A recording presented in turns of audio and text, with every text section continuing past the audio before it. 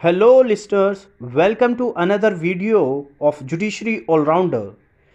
आज इस वीडियो में हम समझने वाले हैं हमारे ओम्बड्समैन के कॉन्सेप्ट के बारे में। और जैसा कि आप सब जानते हैं कि ये ओम्बड्समैन आपसे पूछा जाता है यूजीसी नेट लॉ में भी, यूपीएचईएससी हायर कमीशन के एग्ज़ाम्स में भी और डिफरेंट एग्ज़ाम्स में। तो चलिए शुरू करते हैं और समझते हैं कि ओम्बड्समैन आखिर होता क्या है। तो अगर हम इसके ओरिजिन और डेवलपमेंट की बात करें तो ये आपका डेवलप्ड हुआ है कॉन्सेप्ट फ्रॉम स्वीडन। और किस ईयर में ये शुरू हुआ? 1809 यानी 1809 में स्वीडन में इसकी शुरुआत होती है। यही आपसे जो है यूजीसी नेट के 2019 के पेपर में भी सवाल पूछा गया है, तो ये याद रखने वाली चीज़ है। स्वीडन में 1809 में इसकी शुरुआत हुई। और ये किस लिए बनाया गया? ये बनाया इस वजह से गया था कि जो राइट्स ऑफ सिटीजन्स हैं उनको प्रोटेक्ट किया जाए against the abuses of powers of public officials. जो आपके पब्लिक ऑफिशियल्स हैं वो आपकी जो पावर को अपने अब्यूज़ करते हैं, और सिटीजन्स के राइट को प्रोटेक्ट करने के लिए बनाया गया। It was to act as a watchdog on public officials. और स्वीडन के अंदर जो ओम्बड्समैन बनाया गया तो इसको अपॉइंट कौन करता है? वहाँ का जो पार्लियामेंट है, रिक्सडैग, वो इसको अपॉइंट करता है। ओम्बड्समैन, इसके साथ ही मैं बताता चलूँ कि जो इंडिया में एक कॉन्सेप्ट है ओम्बड्समैन का, ये लोकपाल जो बिल 2013 में आया था, सिमिलर है ओम्बड्समैन के। तो उसको भी हम आगे समझेंगे, इंडियन कॉन्सेप्ट के बारे में भी लोकपाल के। बट लोकपाल का जो ओरिजिन है वो भी ओम्बड्समैन से ही आता है। तो ओम्बड्समैन जो चुना जाता है वो 4 साल के लिए उसका जो है टेन्योर रहता है। ओके, तो ये कुछ बेसिक इसकी इंफॉर्मेशन है। अब समझते हैं इसकी पावर्स और सैंक्शंस ऑफ ओम्बड्समैन के बारे में। तो इसमें the parliamentary ombudsman has the right to initiate disciplinary procedures against an official for misdemeanours. और जो ओम्बड्समैन की जो ओपिनियन है वो लीगली बाइंडिंग नहीं होती है। ये याद रखने की चीज़ है। पूछा जा सकता है क्या ओम्बड्समैन का जो डिसीजन है या जो उसका ओपिनियन है क्या वो लीगली बाइंडिंग है? तो ऐसा नहीं है, वो लीगली बाइंडिंग नहीं है। और जो इसका ऑफिस होता है वो पॉलिटिकली न्यूट्रल होता है, यानी वो किसी भी पार्टी या किसी भी पब्लिक ऑफिशियल से उसका कोई कनेक्शन नहीं होता है।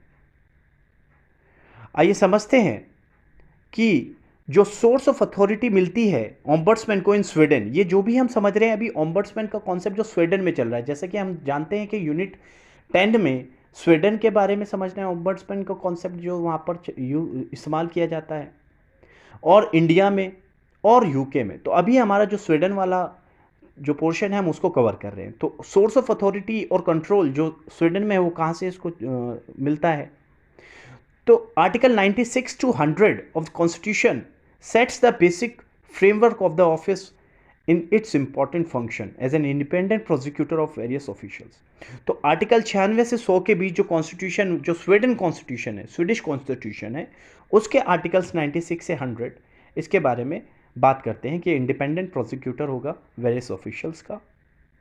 और आर्टिकल 101 से लेके 106 स्वीडिश कॉन्स्टिट्यूशन का डील करता है with the position of ombudsman as the prosecutor in actions of impeachment brought by parliament.